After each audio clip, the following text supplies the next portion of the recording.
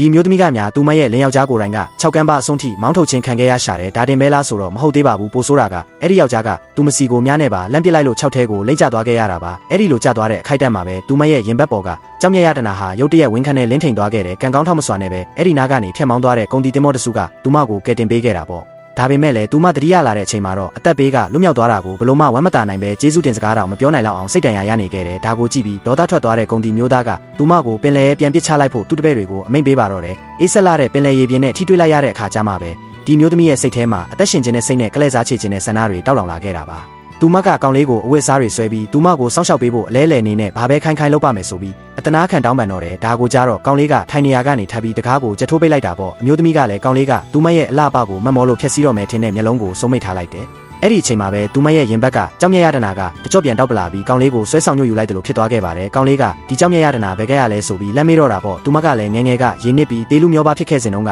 ဂျေဇုရှင်တယောက်ကပေးခဲ့တာပါဆိုပြီးအမှန်တိုင်းပြောပြလိုက်တဲ့ဇာတ်ကြောင်းကိုကြားသိသွားပြီးရဲ့နောက်မှာတော့ကောင်လေးကသူမကိုကူညီဖို့ဆုံးဖြတ်လိုက်ပါတော့တယ်သူကသူမရဲ့ကြောပြင်ကညတန်ရာကိုဖုံးကွယ်ဖို့အတွက်ဂျာပန်ပုံတက်တူတစ်ခုထိုးပေးခဲ့တယ်အဲ့ဒီအချိန်ကစပြီးဒီမျိုးသမီးဟာအဆိုတော်တယောက်အနေနဲ့ဘဝတစ်ကိုစတင်ခဲ့ပါတယ်တစ်ဖက်မှာတော့သူမရဲ့လင်ယုံမာကမင်းသမီးတစ်ပါးနဲ့အောင်မြင်မြင်လက်ထပ်နိုင်ခဲ့ပြီးနန်းတွင်ပွဲတော်တစ်ခုကိုဖိတ်ကြားခြင်းခံခဲ့ရတာပေါ့ဒါပေမဲ့ပွဲတော်လည်းရောက်ရောသေးပြီလို့ထင်ထားတဲ့ဇနီးဟောင်းကိုအဆိုတော်တယောက်အနေနဲ့ပြန်တွေ့လိုက်ရတဲ့အခါမှာတော့ဒုက္ခများလမ်းဖြတ်ပြီးတကိုယ်လုံးတုံရင်ကဟမ်မဆောင်နိုင်ပဲစိတ်လွတ်ကိုလို့ဖြစ်သွားခဲ့ရတယ်အမျိုးသမီးကစိတ်မထိန်နိုင်ပဲလူမှန်ပေါ်သွားမှစိုးရိမ်တာကြောင့်ကောင်လေးကသူမကိုပွဲတော်ထဲကနေအမြန်ဆုံးခေါ်ထုတ်သွားခဲ့ပါတယ်ဒါပေမဲ့နောက်တစ်စက္ကန့်မှာပဲအဲ့ဒီလင်ယုံမာကသူတို့အနောက်ကိုခြေရာခံပြီးထက်ချက်မကွာလိုက်လာပါတော့တယ်